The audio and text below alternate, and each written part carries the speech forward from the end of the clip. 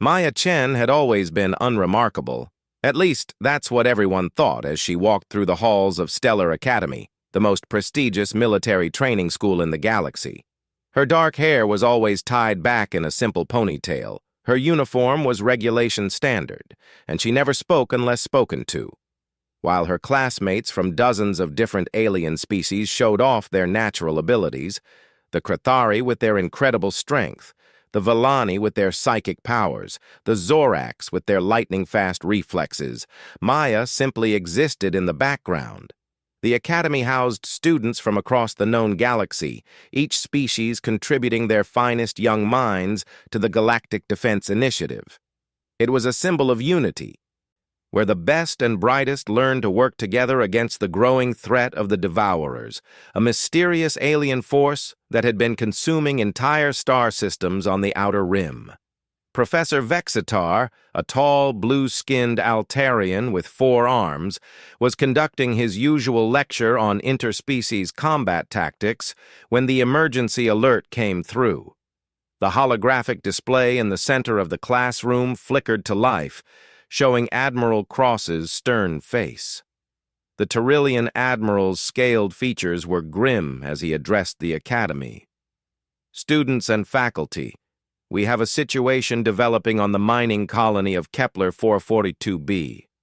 A small Devourer scout force has broken through our outer defenses. This is not a drill. All senior students report to deployment stations immediately.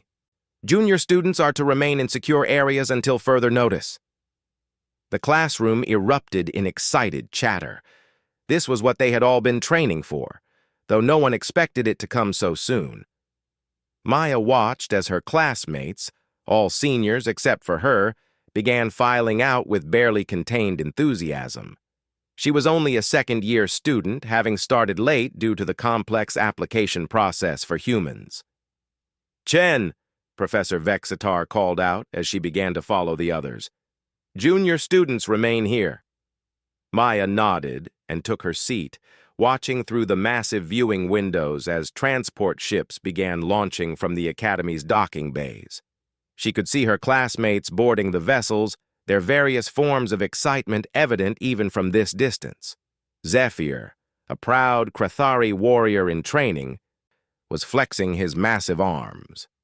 Silaria, a graceful Villani whose telepathic abilities were legendary among the students, moved with serene confidence.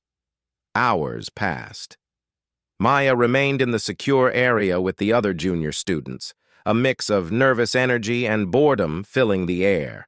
Some played holographic games, others studied, but Maya found herself drawn to the news feeds streaming in from the conflict zone. The initial reports were optimistic. The senior students had arrived at Kepler 442b and were successfully evacuating civilians while the Academy's instructors engaged the Devourer scouts. But as the hours wore on, the tone of the reports began to change. Heavy casualties reported among evacuation teams. Devourer forces larger than initially estimated. Request for immediate reinforcement. By the 8th hour, even the junior students could sense something was wrong. The usual confident demeanor of the remaining faculty had given way to hushed conversations and worried glances at their communication devices. Maya couldn't stand it anymore. While the other students huddled together, sharing nervous theories about what was happening, she slipped away from the group. She had always been good at moving unnoticed, a skill that had served her well in avoiding attention throughout her life. The Academy's corridors were eerily quiet as she made her way toward the communications center.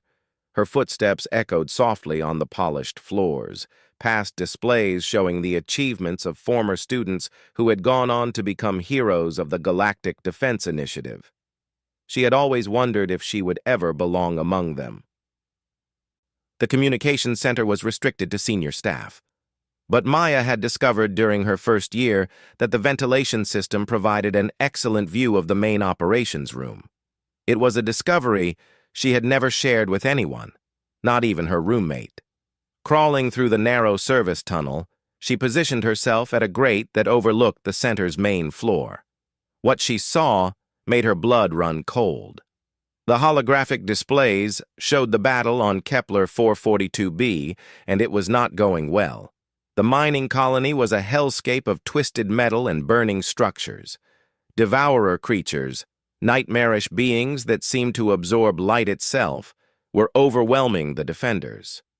The evacuation ships that had left with such hope were now scattered across the battlefield, some destroyed, others desperately trying to escape the planet's gravity well. Admiral Cross was arguing with several other senior officers, his scaled fists clenched in frustration. "We need to pull them back now! The colony is lost!" "Sir," one of the communication officers called out, her voice tight with stress. "We're receiving a priority transmission from Evacuation Ship 7. They're trapped in the colony's mining sector with approximately 200 civilian refugees." The main display shifted to show the interior of a damaged transport ship. Maya gasped when she recognized the face on screen. It was Zephyr, her Krathari classmate. His usually immaculate appearance was disheveled, blood streaming from a gash across his forehead. "Academy Command. This is Student Commander Zephyr requesting immediate extraction. We're surrounded by Devourer forces. Our ship's engines are damaged, and we have critical injuries among the civilians. Estimate may be 20 minutes before they breach our position." The silence in the command center was deafening. Maya could see the faces of the officers, each one knowing what she was beginning to understand. There were no available rescue ships. The other evacuation vessels were either destroyed or fleeing the system. The instructors were fighting for their own lives against an enemy that seemed to grow stronger with each passing moment. Admiral Cross's voice was heavy when he spoke. "Zephyr, hold your position. We're working on options." But Maya could see the truth in the Admiral's eyes. There were no options. Evacuation Ship 7, with her classmates and 200 innocent civilians, was going to die. "Sir," another officer spoke up, "there is one possibility. We have a single-pilot reconnaissance vessel in Bay 7. It's fast enough to reach them, but it's a suicide mission," Admiral Cross finished. "That ship has no weapons, minimal shielding. Whoever pilots it would have to navigate through the Devourer swarm, dock with a damaged vessel, and somehow get everyone out. The pilot wouldn't survive." The room fell silent again. Maya watched as the officers stared at their displays, each unwilling to voice what they all knew. They needed a volunteer for a suicide mission, and they were asking students and instructors to die. Maya closed her eyes and thought about her life. She had always been ordinary, unremarkable, forgettable. Her parents back on Earth had been supportive, but not particularly proud when she was accepted to Stellar Academy. After all, humans were a relatively new species to the galactic community, and their contributions were often overlooked in favor of more established races with obvious special abilities. She thought about Zephyr, who had once helped her with her combat training when she was struggling to keep up with the other students. He had never made her feel inferior despite his incredible strength. She thought about Silaria, who had shared her lunch when Maya had forgotten to eat, sensing her hunger through her telepathic abilities. They were going to die, along with 200 innocent people, because no one was willing to take a risk on a mission with no chance of survival. Maya made her decision. Quietly, she crawled back through the ventilation system and dropped down into an empty corridor. Her heart was pounding as she made her way to Bay 7, but her steps were steady. For the first time in her life, she knew exactly what she needed to do. Bay 7 was deserted, automated systems humming quietly in the vast space. The reconnaissance vessel sat in the center of the bay like a sleeping predator. It was sleek and fast, built for speed rather than combat. Perfect for what she had in mind. Maya had logged more simulator hours than almost any other student at the academy. While her classmates had focused on their natural abilities, she had spent countless hours learning every ship system, every navigation protocol, every emergency procedure. It was the only area where she had ever excelled, though no one had ever paid much attention to it. The ship's systems recognized her academy credentials, and allowed her access. As she settled into the pilot's seat, her hands moved across the controls with practiced precision. The engines hummed to life, and she began her pre-flight checks with the same methodical approach she brought to everything else. "Bay 7 to launch control," came a voice over the communication system. "We show an unauthorized engine startup. Please respond." Maya hesitated for just a moment before opening the communication channel.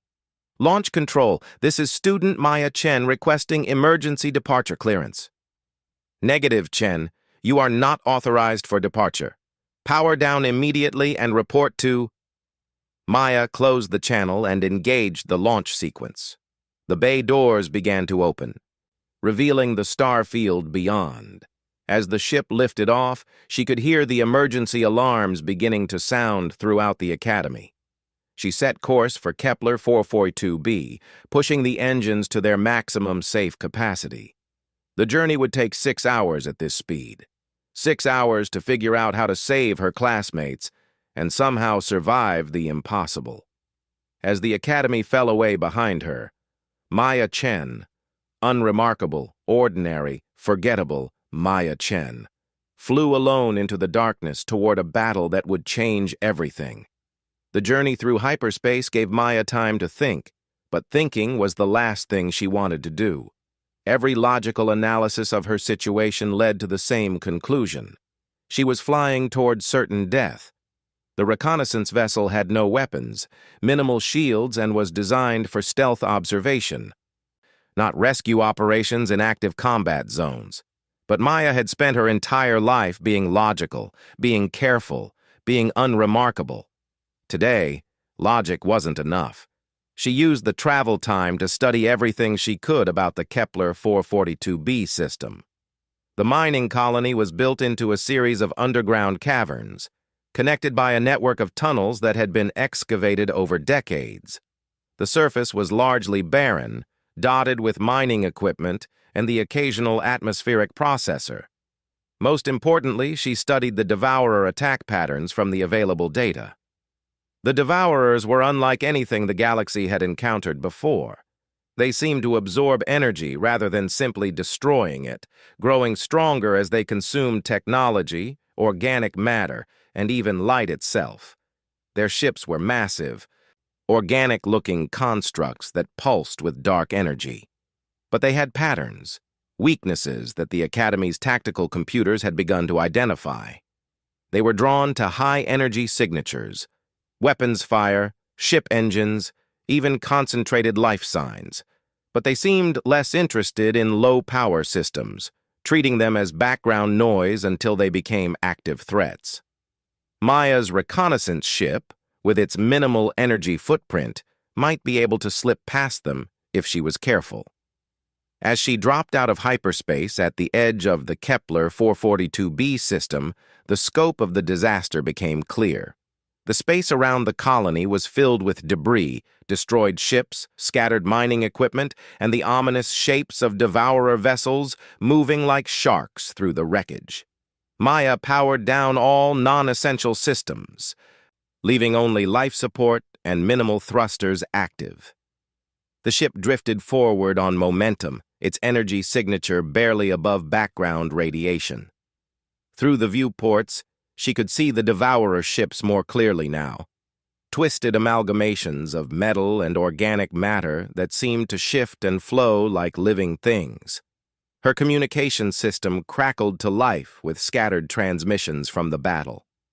Most were distress calls or tactical communications from the surviving Academy forces, but she heard Zephyr's voice cutting through the static. "Academy Command, Evacuation Ship 7. We're down to 15 minutes before they break through our barricades. The civilians are starting to panic, and we're running low on power for the defensive barriers." Maya adjusted her trajectory, using the planet's gravity well to slingshot around to the colony's location. The mining facility was built into the side of a massive crater, its entrance tunnels glowing faintly with emergency lighting. She could see Evacuation Ship 7 on her sensors. It was deeper in the tunnel system, surrounded by the heat signatures of Devourer creatures. The tactical situation was worse than she had imagined. The Devourers had essentially trapped the evacuation ship in a dead-end tunnel, and they were slowly working their way through the defensive barriers. Every few minutes, Maya could see energy flashes as the creatures tested the defenses. She needed a plan, and she needed it fast. Maya had always been good at puzzles, at finding solutions that others missed. It was probably the only thing that had gotten her into the academy, despite her unremarkable test scores. Now, as she studied the tactical display, she began to see possibilities. The Devourers were concentrated around the evacuation ship, but they had left the main tunnel system relatively unguarded. If she could create a distraction, something to draw them away from Ship 7, she might be able to get close enough to execute a rescue. But what kind of distraction could a single, unarmed reconnaissance ship create? Maya looked at her fuel reserves and engine specifications, and a crazy idea began to form. Reconnaissance ships were designed to be fast and maneuverable, with oversized engines for their mass. If she overloaded the fusion reactor and vented the plasma directly through the engine nozzles, she could create a massive energy signature, like a beacon that would draw every devourer in the area. It would also destroy her ship and kill her in the process, but not immediately. She would have maybe 5 minutes between overloading the reactor and the inevitable explosion.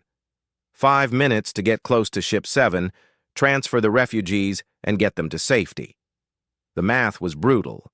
Even if everything went perfectly, there was no way she could save everyone and survive herself. But maybe, just maybe, she could save them. Maya began preparing the modifications to her ship's systems. She rerouted the plasma conduits, overrode the safety protocols, and began charging the fusion reactor beyond its design limits. Her hands were steady as she worked, muscle memory from countless hours of emergency simulations guiding her actions. As she worked, she opened a communication channel to Evacuation Ship 7. Zephyr, this is Maya Chen. I'm in a reconnaissance vessel approximately 10 kilometers from your position. The surprise in her classmate's voice was evident even through the static. Maya, what are you doing here? You're supposed to be back at the academy. That's not important right now.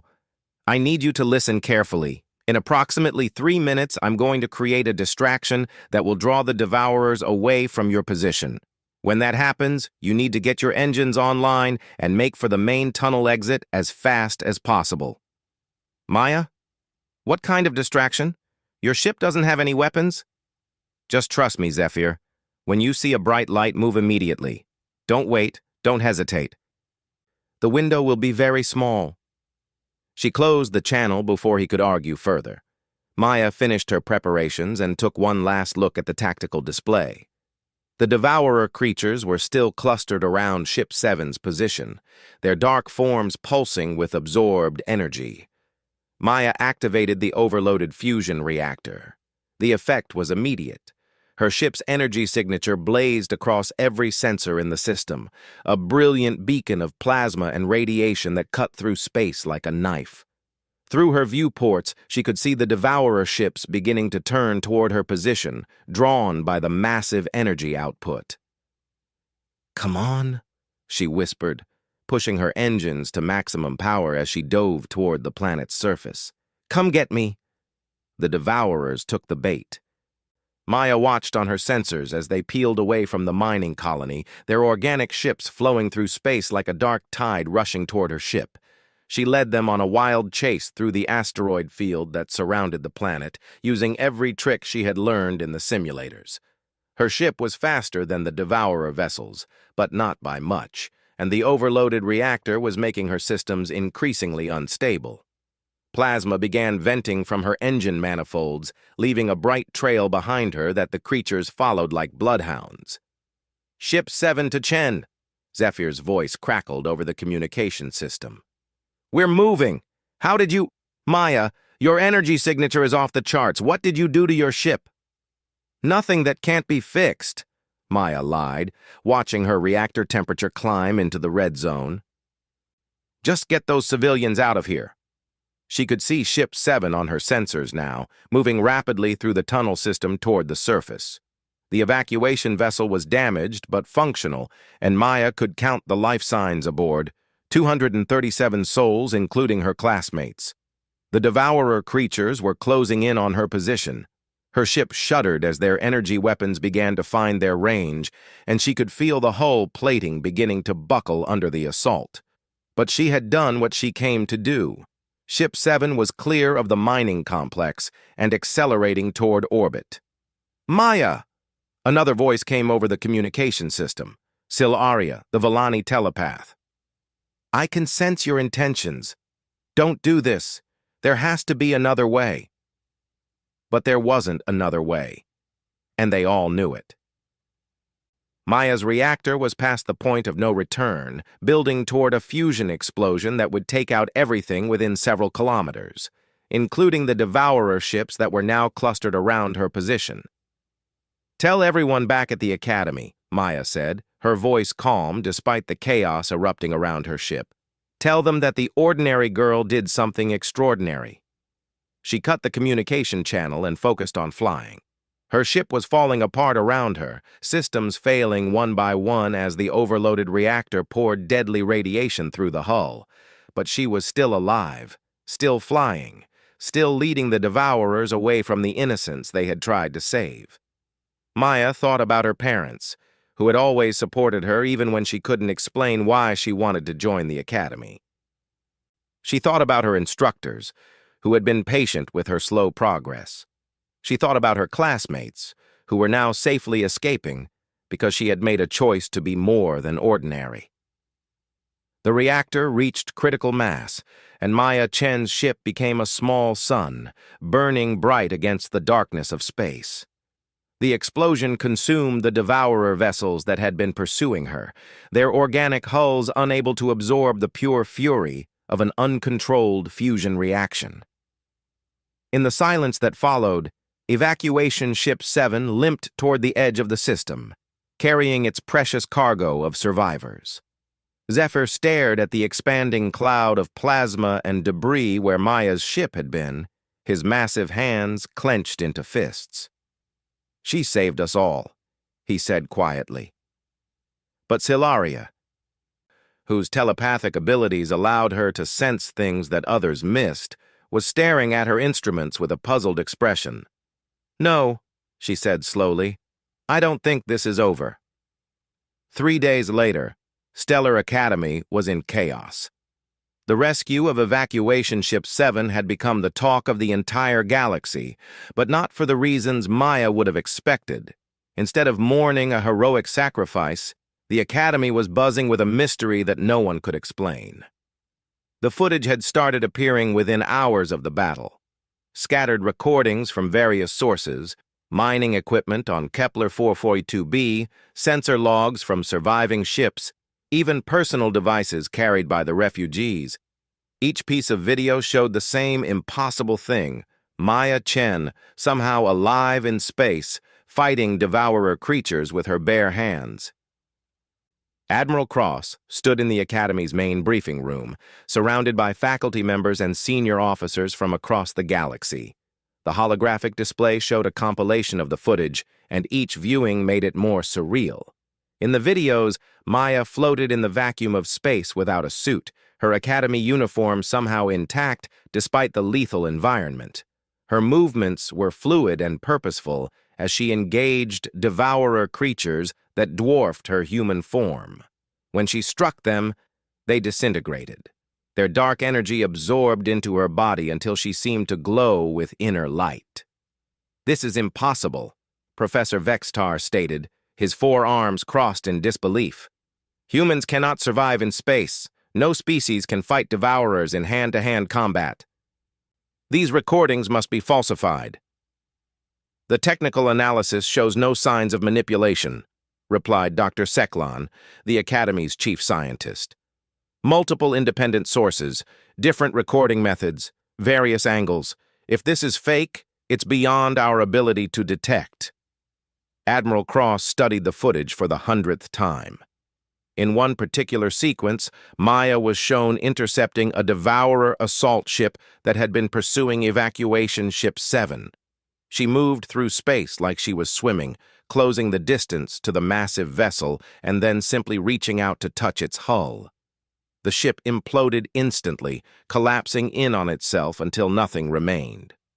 "Sir," interrupted Captain Veloth, the Academy's head of security. "We've confirmed that Student Chen's reconnaissance vessel was completely destroyed in the fusion explosion. No escape pods were deployed, no emergency beacons activated. According to every scientific principle we understand, she died in that explosion. And yet here she is on video, very much alive," Admiral Cross muttered. "Where is she now?" "Unknown, sir. After the last recorded sighting near the planet's orbital zone, she simply disappeared. No energy signature, no trace. It's like she vanished." The room fell silent as they continued to watch the impossible footage. Maya moved through the recordings with an otherworldly grace. Her ordinary appearance somehow transformed into something mythical. She dispatched Devourer creatures with casual efficiency, each touch or strike, causing them to collapse into themselves. "Sir," Dr. Seklan spoke up hesitantly, "there is one theory that might explain this, though it sounds like science fiction." Admiral Cross gestured for him to continue. "Humans are one of the few species that developed naturally on a death world, a planet with extreme environmental pressures.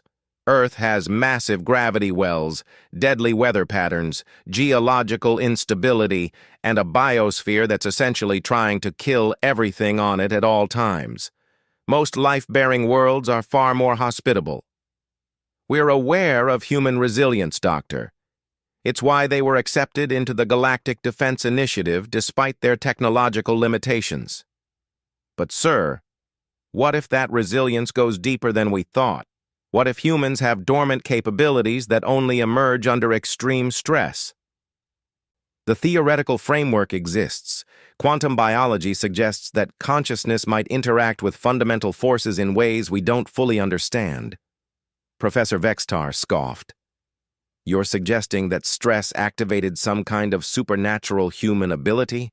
That's mythology, not science." "Is it?" Dr. Seklan pulled up another display. "Look at human mythology and folklore, stories of individuals gaining incredible powers during moments of extreme crisis. Mothers lifting vehicles to save their children, soldiers surviving impossible injuries through sheer willpower, warriors who seemed invincible in battle. What if these weren't exaggerations?" The room erupted in arguments, but Admiral Cross remained focused on the footage. There was something about Maya's expression in the videos that troubled him. She didn't look surprised by her abilities. She looked focused, determined, like someone who had discovered what she was meant to do. "Sir!" A communications officer burst into the room. "Emergency transmission from the Outer Rim. The Devourer main fleet has been spotted moving toward the Centauri system. It's massive. Over 1,000 ships." The arguments stopped immediately. The Centauri system contained 12 inhabited worlds and over 50 billion people. It was also the location of the Galactic Defense Initiative's primary shipyards. If the Devourers took Centauri, the war would effectively be over. "Deploy everything we have," Admiral Cross ordered. "Contact all member worlds. This is the fight we've been preparing for." "Sir," the communications officer continued nervously, "there's more. Long-range sensors are detecting an energy signature moving parallel to the Devourer fleet. The readings match the anomalous signatures we recorded during the Kepler incident."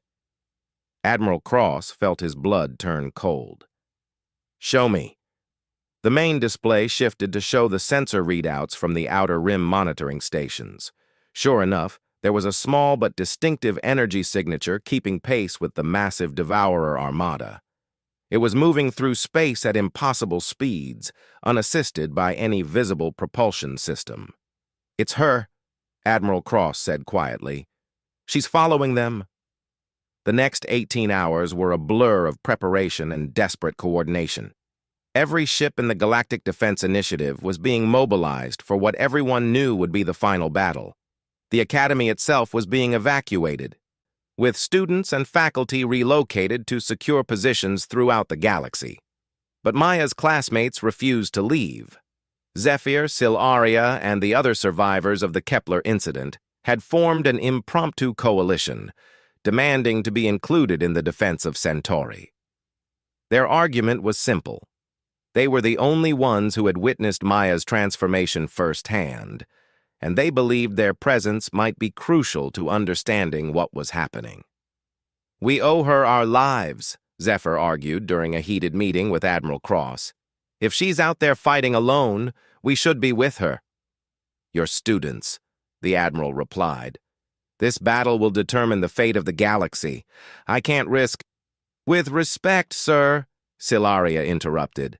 "I can still sense her, faintly, but she's there. She's afraid, sir, not of the Devourers, but of herself, of what she's becoming. She needs to know she's not alone." Admiral Cross studied the young Villani's face. Telepathic species were notoriously accurate about emotional states, and if Silaria was right, then Maya was struggling with more than just the Devourer threat. "Very well," he decided, "but you'll be observers only. No direct combat engagement."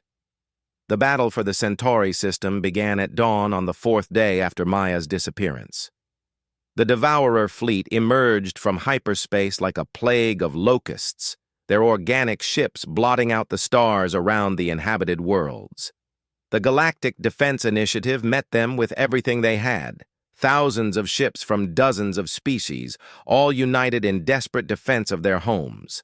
The battle was unlike anything the galaxy had ever seen.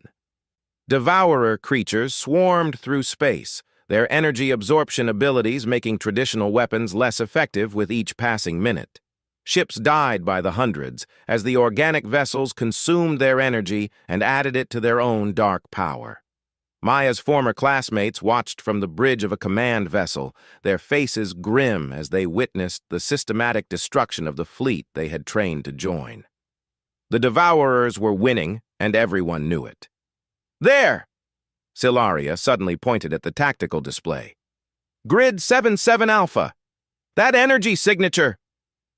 On the screen, a small point of light was moving through the battlefield at incredible speed. As they watched, it intercepted a group of Devourer ships that were attacking a crippled defense vessel. The contact was brief but decisive. Each Devourer ship simply ceased to exist upon contact with the moving light. "It's her," Zephyr whispered. "But how is she doing that?" Admiral Cross had the same question. Reports were flooding in from across the battlefield of a mysterious force destroying Devourer vessels with impossible efficiency. Pilots reported seeing a human figure moving through space unprotected, but the descriptions varied wildly. Some said she was glowing with inner fire. Others claimed she moved like liquid starlight. A few swore she was larger than life, somehow expanded beyond normal human proportions. The turning point came when the Devourer command ship, a massive construct that dwarfed even the largest defense vessels, entered the battle. Its appearance on the field caused immediate panic among the defending forces. This was the creature that had been consuming entire star systems, and its energy signature was unlike anything they had encountered. The command ship began draining power from everything around it, friendly and enemy vessels alike. Defense ships found their engines failing as their energy was siphoned away. Even the stars themselves seemed to dim in its presence. That's when Maya appeared. She materialized directly in front of the command ship, a tiny human figure facing a vessel the size of a small moon. For a moment, the entire battlefield seemed to pause, both sides watching this impossible confrontation. Then Maya moved. What happened next would be debated by scholars for generations. Some said she simply touched the command ship and it collapsed. Others claimed she became one with the vessel, absorbing its dark energy into herself. Still others insisted that she somehow reversed the creature's energy-draining process, turning its own power against it. What everyone agreed on was the result.